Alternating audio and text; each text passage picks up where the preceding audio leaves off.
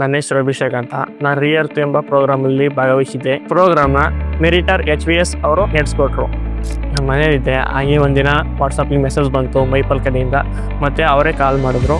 ಕಾಲ್ ಮಾಡಿದಾಗ ನೀವು ಹೆಸರು ಅಭಿಷೇಕ್ ಅಲ್ವಾ ಅಂತ ಕೇಳಿದ್ರು. ಅದಕ್ಕೆ ಹೌದು ಅಂತ ಹೇಳಿದೆ.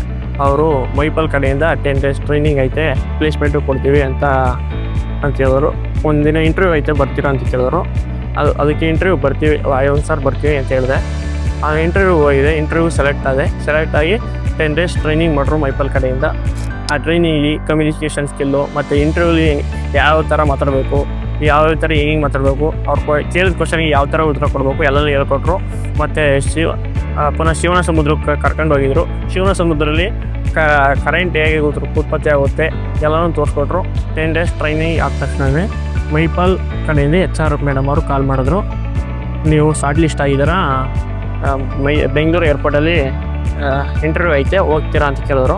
ಅದಕ್ಕೆ ಹೌದು ಮೇಡಮ್ ಹೋಗ್ತೀವಿ ಅಂತ ಹೇಳಿದೆ. ಆಗ ಬೆಂಗಳೂರು ಏರ್ಪೋರ್ಟ್ ಇಂಟರ್ವ್ಯೂ ಹೋದಾಗೆಲ್ಲ ಸರ್ ಒಂದು 10 minutes ವೆಯ್ಟ್ ಮಾಡಿಸಿದ್ರು. ಅಲ್ಲಿ ಹೋಗಿ ನಿಂತಿದೆ. ಆಗ ಯಾವಾಗ ಸರ್ ಬಂದು ಯೂನಿಟ್ 1 ಇಲ್ಲ, ಯೂನಿಟ್ 2 ಕರ್ಕೊಯ್ತೀನಿ ಬನ್ನಿಯಪ್ಪ ಅಂದ್ಬಿಟ್ಟು ಯೂನಿಟ್ 2ಗೆ ಕರ್ಕೊಂಡು ಹೋದರು. ಯೂನಿಟ್ 2ಅಲ್ಲಿ ಒಂದು ½ an hour ನೀನು ನೋಡ್ಕೊ ಏನೇನು ಬರುತ್ತೆ ಅಂತ ಹೇಳಿದ್ರು. ಅದು ನೋಡ್ಕೊಂಡೆ.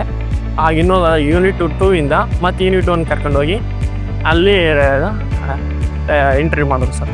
ಇಂಟರ್ವ್ಯೂ ಆಯಿತು. ಇಂಟರ್ವ್ಯೂ ಸೆಲೆಕ್ಟ್ ಆದ 2 daysಲೇ ಆಫರ್ ಲೆಟರ್ ಬಂತು.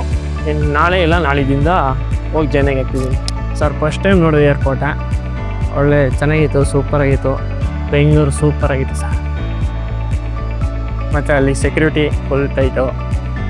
ಬೆಂಗಳೂರು ಏರ್ಪೋರ್ಟಲ್ಲಿ ನಂಗೆ ಜಾಬ್ ಸಿಕ್ಕಿದ್ದು ತುಂಬ ಒಳ್ಳೆಯ ಅವಕಾಶ ಸಿಕ್ತು. ನಮ್ಮ ಮನೇಲಿ ತುಂಬ ಪ್ರಾಬ್ಲಮ್ ಇತ್ತು. ಈಗ ಅದರಿಂದ ಜಾಬ್ ತಗೊಂಡೋದ್ರಿಂದ ಮನೇಲಿ ಈಗ ಹೆಂಗೋ ಸುಮಾರಾಗಿ ನಡೆಸ್ಕೋಬೋದು. ಇಂಥ ಒಳ್ಳೆಯ ಅವಕಾಶನ ಯಾರಿಗೆ ಸಿಕ್ಕರೂ ಉಪಯೋಗಿಸ್ಕೊಳ್ಳಿ. ಈ ಕೆಲಸ ಕೊಡ್ತಿದ್ದಕ್ಕೆ ಮೈಪಲ್ ಕಂಪ್ನಿಯವ್ರಿಗೆ ತುಂಬ ಥ್ಯಾಂಕ್ಸ್ ಅಂತ ಹೇಳೋಕ್ಕೆ ಇಷ್ಟಪಡ್ತೀನಿ.